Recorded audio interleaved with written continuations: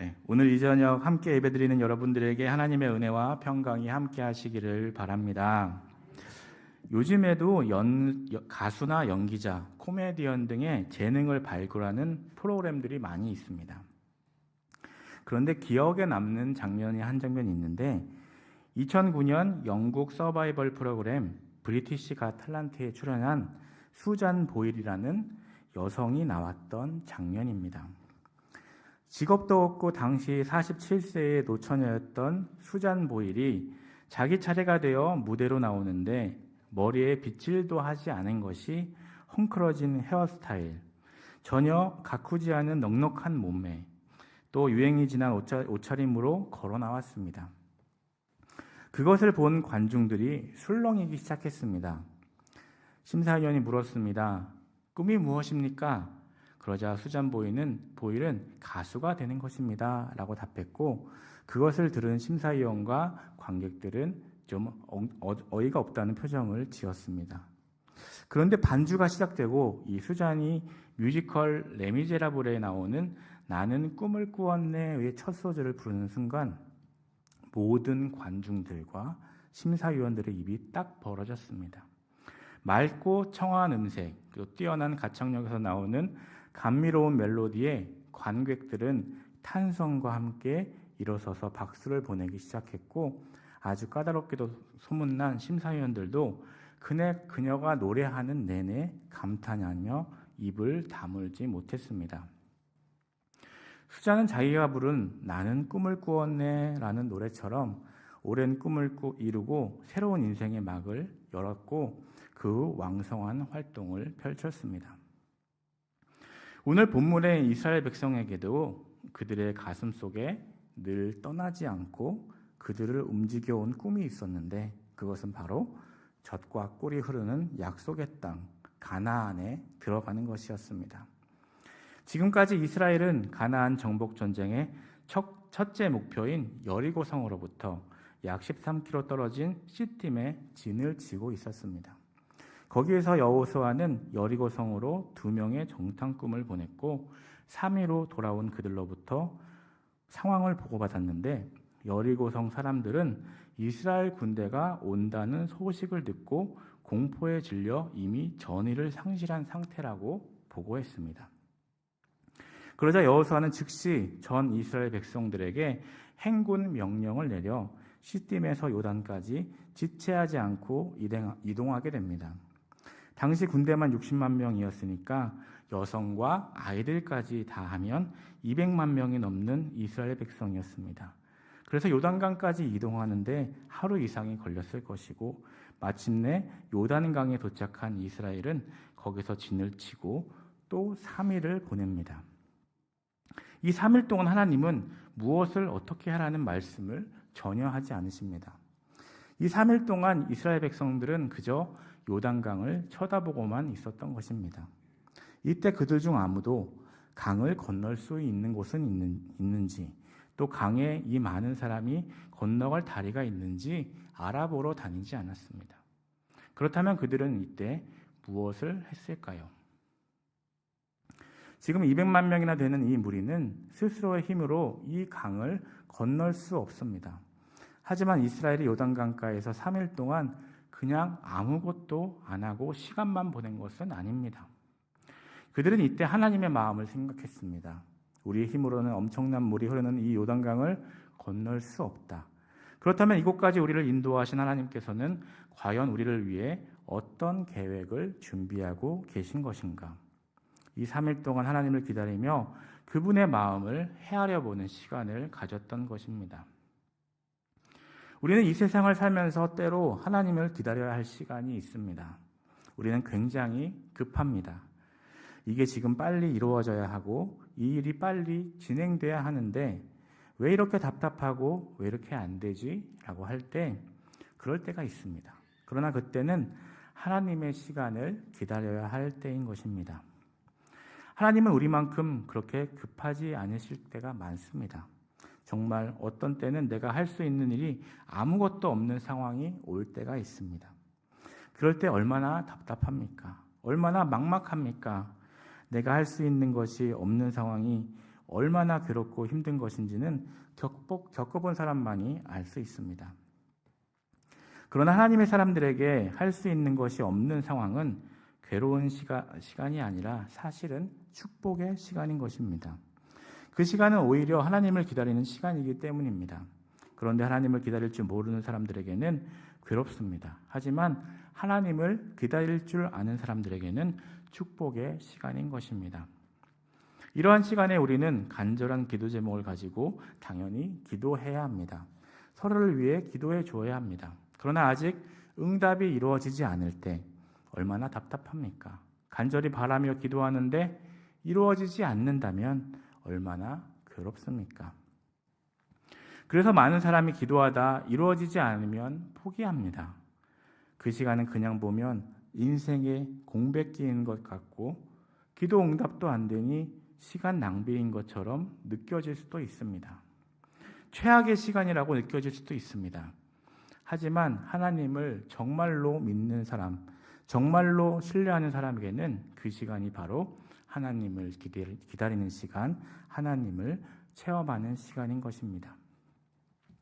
하나님을 기다리는 시간은 대부분 굉장히 답답하고 힘든 시간입니다. 하지만 바로 그 시간이야말로 우리가 한 번 더 높은 단계로 도약하며 나아갈 수 있는 기회가 된다는 것을 잊지 말아야 하겠습니다. 여호수아와 이스라엘 백성들이 건너가서 차지하려고 하는 가나안 땅은 자기들의 힘으로 정복하는 것이 불가능한 땅이었습니다. 군사력으로 보면 사실 이스라엘이 그 많은 민족들을 이길 수가 없었습니다. 그런 상황에서 그들은 지금 조용히 하나님을 기다리고 있는 것입니다. 지금 중요한 것은 요단강을 건너는 것입니다. 그런데 요단강 건너에 있어서 몸만 건너가는 것이 중요한 것이 아닙니다. 지금 건너는 것을 위해 하나님과의 관계 속에서 어떤 준비가 필요한지가 더욱 중요한 것입니다. 기도 응답받는 그 자체가 중요한 것이 아닙니다. 생각해 보십시오. 지금 나의 건강에 문제가 생겨서 기도했습니다. 다른 분들도 기도해 주었습니다. 그리고 나았습니다. 얼마나 감사하고 기쁩니까? 그런데 그 다음에 이 나은 몸을 가지고 나가서 못된 짓을 합니다. 그러면 그것이 축복일까요? 그렇다고 하기 어려울 것입니다. 그러면 우리는 왜 이 기도가 응답되었는가 하는가를 생각하며 하나님 이것을 응답해 주십시오.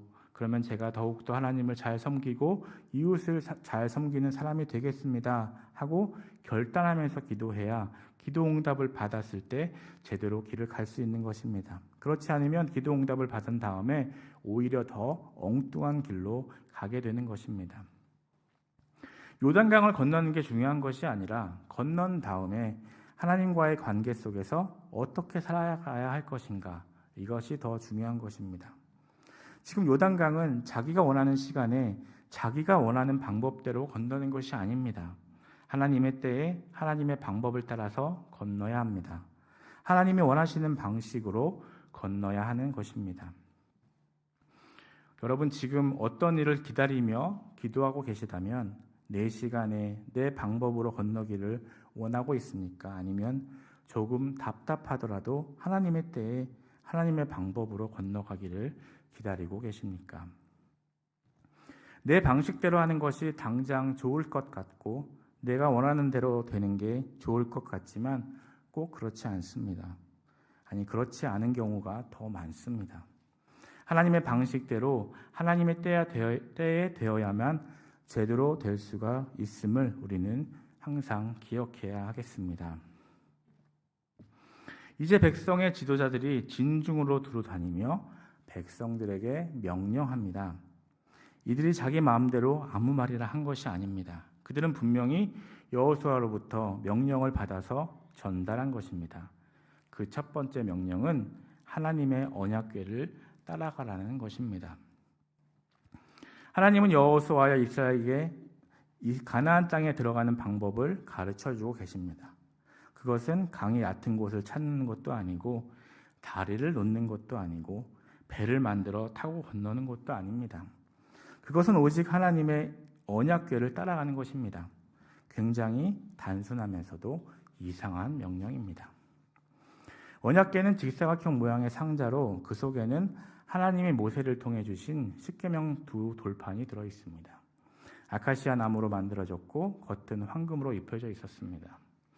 그 언약궤 아래쪽 뇌 귀퉁이에 달린 고리에 막대기를 끼워서 제사장들이 메고 운반했습니다. 이 언약궤는 하나님의 말씀, 늘 함께 하시는 하나님의 은혜와 보호를 상징하는 것이었습니다. 그러므로 지금 언약궤 뒤를 따르라는 말이 무슨 뜻입니까? 곧 하나님을 따르라는 것입니다. 하나님께서 우리의 앞길을 인도하고 계시니 하나님만 따르면 승리한다는 것입니다. 자꾸 자기가 무엇을 하려고 하지 말고 하나님만 따라가라는 말씀인 것입니다. 그런데 언약궤를 따를 때 2000규빗의 거리를 두고 따라야 합니다. 즉 이스라엘 백성들은 자신들과 언약궤 사이에 1km의 거리를 두고 따라야 했습니다. 이것은 하나님의 말씀을 자기들이 앞지는 것이 아니고 언약궤가 앞서가는 것을 뒤따르는 것임을 보여주는 것입니다. 언약궤를 맨 제사장들이 백성보다 앞서 나아가야 한다는 것입니다. 따르라고 하셨으니 당연한 일입니다. 이건 역시 하나님의 임재의 상징인 언약궤를 제사장들이 메고 백성 앞에 간다는 것은 이 진군의 리더가 다른 누구도 아닌 하나님이라는 것을 분명히 보여주는 것입니다. 저는 지난번에 말씀드렸듯이 축구를 굉장히 좋아합니다. 요즘엔 축구 경기를 중계해주고 또 하이라이트도 편집해서 보여주기 때문에 재밌게 보고 있는데 어느 축구 경기에서 한 팀이 골을 넣었습니다. 그런데 갑자기 심판이 휘슬을 붑니다. 그러면서 손을 듭니다. 왜 그랬을까요? 옵사이드 반칙을 범한 것입니다. 공격수는 공을 받을 때 수비수보다 조금이라도 앞서 있으면 옵사이드 반칙입니다. 마찬가지로 우리가 하나님보다 앞서가서 아무리 성공한 것 같이 보이고 골을 넣은 것 같이 잘 된 것 같아 보여도 하나님보다 앞서가면 반칙이 됩니다. 옵사이드 반칙을 범하면 아무리 골을 넣었어도 인정되지 않습니다. 아무리 우리가 훌륭한 일을 하고 사람들이 칭찬해도 하나님을 앞서간다면 하나님의 인정을 받지 못하는 것입니다. 이스라엘이 광야에서의 40년 동안 계속해서 훈련받았던 것이 바로 하나님의 말씀을 따라가는 것이었습니다. 사실 우리는 따라가는 것을 잘 하지 못합니다. 다 자기 마음대로 하려고 합니다. 우리 인간의 본성은 자기 마음대로 하는 것입니다. 자기 마음대로 살아가는 것입니다. 그런데 그렇게 살아서는 안 되기 때문에 하나님께서 나를 따라와라 말씀하시는 것입니다. 하나님은 선한 길로 인도해 주시기 때문에 하나님을 따르라는 것입니다. 우리 모두 하나님만 따르는 삶을 살아야 하겠습니다. 5절 말씀을 보면 하나님은 이스라엘 백성이 요단을 건너기 전에 성결을 요구하십니다. 이스라엘 백성이 하나님의 도우심을 경험하고 하나님의 기적을 체험하려고 할 때에는 반드시 자기 자신을 거룩하게 준비해야 했습니다. 우리 5절 말씀을 함께 읽겠습니다. 여호수아가 또 백성에게 이르되 너희는 자신을 성결하게 하라.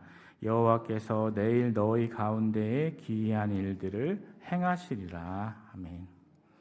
너희는 자신을 성결하게 하라. 왜 그렇게 하라고 하십니까? 그러면 어떻게 됩니까? 여호와께서 내일 너희 가운데 기이한 일들을 행하시리라. 지금 여호수아와 이스라엘 백성 앞에는 요단강이 당장이라도 그들을 삼킬 듯이 넘실대며 흐르고 있습니다. 홍수가 났을 때 강물을 보신 적이 있으십니까? 정말로 무섭습니다. 그런데 하나님은 지금 엄청나게 물이 불어난 요단강 물속으로 들어가라고 하시는 것입니다. 이게 도대체 무슨 명령입니까? 우리 7절과 8절 말씀을 함께 읽겠습니다. 여호와께서 여호수아에게 이르시되 내가 오늘부터 시작하여 너를 온 이스라엘의 목전에서 크게 하여 내가 모세와 함께 있었던 것 같이 너와 함께 있는 것을 그들이 알게 하리라. 너는 언약궤를 맨 제사장들에게 명령하여 이르기를 너희가 요단 물가에 이르거든 요단에 들어서라 하라. 아멘. 여기서 주목할 것은 하나님이 넘치는 강물을 먼저 멈추게 하신 것이 아니라는 사실입니다. 물을 멈추신 다음에 자 이제 멈췄으니 들어가라 하신 것이 아닙니다. 물이 엄청나게 흐르는데 먼저 들어가라고 하신 것입니다. 제사장들이 먼저 요단물을 밟고 들어가면 물이 멈출 것이라고 하십니다. 여호수아와 이스라엘 백성은 이제 하나님을 믿는 믿음만 가지고 엄청난 물이 흐르는 강물 속으로 용기 있게 들어가야 하는 것입니다. 그들은 상황이 좋게 된 것을 보고 뛰어드는 것이 아니라 그저 하나님의 말씀에 순종하여 뛰어들면 상황이 바뀔 것이라는 믿음만으로 뛰어들어야 했습니다. 상황이 좋아져서 뛰어든 것이 아니라 뛰어들면 좋아질 것이라고 하신 것을 믿고 가는 것입니다. 이런 것이 믿음입니다. 믿음은 다 확인해보고 이게 될만하구나 라고 계산한 다음에 하는 것이 아닙니다. 계산기를 두드려보고 이것이 나한테 유익이 되는구나 하고 행동하는 것이 아니라 하나님이 말씀하셨으니까 내 상식과 지식으로는 말이 안 되지만 순종하는 것입니다. 우리도 삶 가운데 우리를 삼킬 듯이 요동치는 요단강 같은 문제를 얼마나 많이 만납니까? 우리가 가는 길을 막고 있는 요단강들이 우리 삶에는 참 많이 있습니다. 어떨 때는 크게 다가오고 어떨 때는 좀 작지만 그래도 나를 여전히 괴롭힙니다. 이때 중요한 것은 우리가 약속의 말씀을 붙잡고 믿음으로 요단강에 뛰어드는 것입니다. 그렇게 뛰어들지 않는 한 요단강은 결코 갈라지지 않는다는 사실입니다. 지금 앞이 막혔고 문제가 있다고 다른 데로 돌아가거나 다른 데를 알아보는 식으로 해서는 이 기적을 체험하지 못하는 것입니다. 하나님은 얼마든지 기적을 일으키시는 분입니다. 그런데 그 기적을 체험하기 위해서는 먼저 우리의 순종과 믿음의 결단이 있어야 한다는 것입니다. 이번 하나님의 명령은 사실 황당한 명령입니다. 그런데 이 명령 앞에 여호수아가 어떻게 합니까? 지금 자기는 모세가 죽고 나서 이스라엘 지도자가 된 지 얼마 되지도 않은 상황입니다. 이 상황 속에서 주신 이 어려운 명령, 황당한 명령 앞에 여호수아는 놀랍게도 믿음으로 나아가는 모습을 보여줍니다. 9절 말씀입니다. 여호수아가 이스라엘 자손에게 이르되 이리 와서 너희의 하나님 여호와의 말씀을 들으라 하고, 이 엄청난 위기 상황, 인생을 가로막고 있는 요단강 앞에서 우리에게 가장 필요한 것은 다른 것이 아닙니다.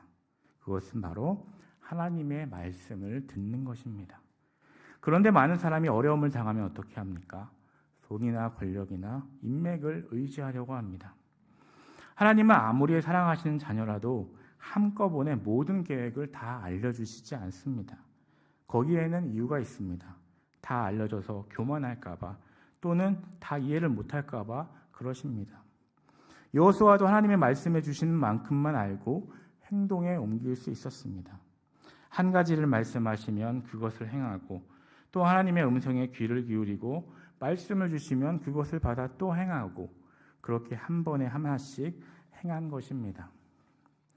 모세나 여호수아라고 한꺼번에 다 하나님의 계획을 다 듣고 안 것이 아닙니다.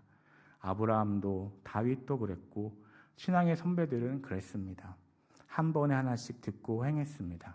한 번에 하나를 듣고 행하면 하나님이 그 다음에 또 알려주셨습니다. 그들은 그렇게 항상 하나님께 연결되어 있는 삶을 살았던 것입니다. 하나님의 음성에 늘 귀 기울이고 하나님의 말씀에 열려 있고 하나님께 늘 붙어 있는 사람은 이렇게 하나님의 지혜와 능력과 사랑을 무한정 공급받을 수가 있습니다. 그렇다면 나는 지금 하나님께 붙어 있는 삶을 살고 있는가? 이것을 점검하며 살아야 하겠습니다. 드디어 역사적인 요단강 건너는 일이 시작됩니다. 200만 명이나 되는 백성이 건너가는 것 자체가 정말로 대단한 일입니다. 15절 말씀입니다. 요단의 곡식 고드는 시기에는 항상 언덕에 넘치더라. 궤를 맨 자들이 요단에 이르며 궤를 맨 제사장들의 발이 물가에 잠기자. 이스라엘 백성이 요단강을 건널 때는 곡식 거두는 시기라고 되어 있습니다. 우리 달력은 3월에서 4월 정도고 이스라엘로 치면 우기입니다. 비가 가장 많이 쏟아지는 때인 것입니다. 지금 이 상황은 노인과 어린아이와 여자들과 그들이 다 포함된 200만 명의 이스라엘 백성이 가족과 짐승들까지 다 데리고 건넌다는 것은 불가능한 상황입니다. 이것은 어려운 것이 아니라 불가능한 일인 것입니다. 어려운 일은 최선을 다하면 될 수도 있지만 이것은 아예 불가능한 상황입니다. 능력 밖입니다. 그런데 지금 뒤로 돌아갈 수도 없습니다. 엄청난 물이 앞을 가로막고 있습니다. 이것을 어떻게 넘어야 한다는 말입니까? 그런데 이때 기적이 벌어집니다. 언약궤를 맨 제사장들이 흐르는 강물 속으로 발을 들여놓자마자 진짜로 물이 멈춥니다. 16절에서 17절 말씀입니다. 곧 위에서부터 흘러내리던 물이 그쳐서 사르단에 가까운 매우 멀리 있는 아담 성읍 변두리에 일어나 한 곳에 쌓이고 아라바의 바다 염해로 행하여 흘러가는 물은 온전히 끊어짐에 백성이 여리고 앞으로 바로 건널세 여호와의 언약궤를 맨 제사장들은 요단 가운데 마른 땅에 굳게 섰고 그 모든 백성이 요단을 건너기를 마칠 때까지 모든 이스라엘은 그 마른 땅으로 건너갔더라. 아멘. 아무리 엄청난 요단 강물이라 하더라도 천지를 말씀으로 지으신 하나님의 능력 앞에서는 아무 문제가 되지 못합니다. 결국 상황이 얼마나 어려우냐가 아니라 누가 함께하느냐가 문제인 것입니다. 건너기가 불가능해 보였던 요단강도 하나님이 함께하시니까 건널 수 있게 된 것입니다. 우리가 최악의 상황이라고 하는 바로 그때 하나님의 능력을 보이시기를 시작하십니다. 우리가 아무것도 할 수 없어 포기하려 할 때 하나님은 그때부터 일을 시작하십니다. 이 장면을 생각하면 정말로 놀랍습니다. 제사장들이 발을 요단 강물에 담그는 그 순간 물이 갈라지며 멈춘 것입니다. 제사장들은 강 한다운 가운데 서 있어야 했는데 그들은 충격을 받으면서도 기뻤을 것입니다. 백성들이 지나갈 때 경이로운 표정으로 지나가는 그들의 얼굴을 보면서 얼마나 기뻤겠습니까? 20세기가 지나고 21세기로 들어갈 무렵에 영국 BBC 방송에서 여론조사를 통해 지난 세기 최고의 탐험가 10명을 선정했습니다. 우리들이 잘 아는 아문센이나 마르코 폴로 같은 사람이 선정되었는데 그 중에 어니스트 세클턴이라는 사람이 포함되었습니다. 사실 그는 실패한 탐험가였습니다. 1914년 8월에 27명의 대원을 데리고 남극 대륙 횡단에 나섰다가 배가 좌초되어 얼음덩어리를 타고 표류하다가 18개월 만에 간신히 구조된 사람입니다. 하지만 그는 그 11명의 탐험가에 포함되었던 것입니다. 그 이유가 무엇일까요? 그는 인내하며 견뎌내면서 부하들을 단 한 명도 잃지 않고 함께 살아서 귀환했습니다. 훗날 그는 그때를 회상하며 이렇게 말합니다. 자기들이 얼음산을 넘을 때 분명히 3명이었는데 이상하게 4명처럼 느꼈다는 것입니다. 이상해서 다른 동료들에게 말하니까 그들도 그렇게 느꼈다는 것입니다. 세클턴은 그때 하나님의 존재를 느꼈습니다. 성경에 보면 다니엘의 세 친구도 그런 일이 있었습니다. 풀무불에 던져졌을 때 분명히 3명이 던져졌는데 밖에서 보니까 4명이 다녔습니다. 하나님의 함께 하신 이 기적이 이 세클턴에게도 일어났던 것입니다. 지금 내 앞에 놓인 요단강이나 얼음산과 같은 장벽이 무엇입니까? 그 앞에서 우리는 외로워하거나 절망하지 않아도 됩니다. 왜냐하면 하나님이 함께 하시기 때문입니다. 하나님의 말씀에 의지해서 믿음으로 순종하며 나아갈 때 우리는 놀라운 기적을 보게 되는 것입니다. 하나님은 정말로 우리와 항상 함께하고 계십니다. 그런데 문제는 내가 하나님과 함께하느냐 하는 것입니다. 내가 알아서 혼자 하느냐 아니면 정말로 하나님과 함께하며 하나님을 신뢰해서 따라가느냐 그것이 문제인 것입니다. 하나님을 신뢰하여 믿음을 실천함으로 요단강을 건너 가나안 땅에 들어간 이스라엘 백성처럼 우리도 주님을 신뢰하는 믿음과 그것을 실천하는 삶을 살아 주님의 놀라운 역사를 이루는 주님의 귀한 도구로 쓰임받는 저와 여러분 되시기를 간절히 소망합니다.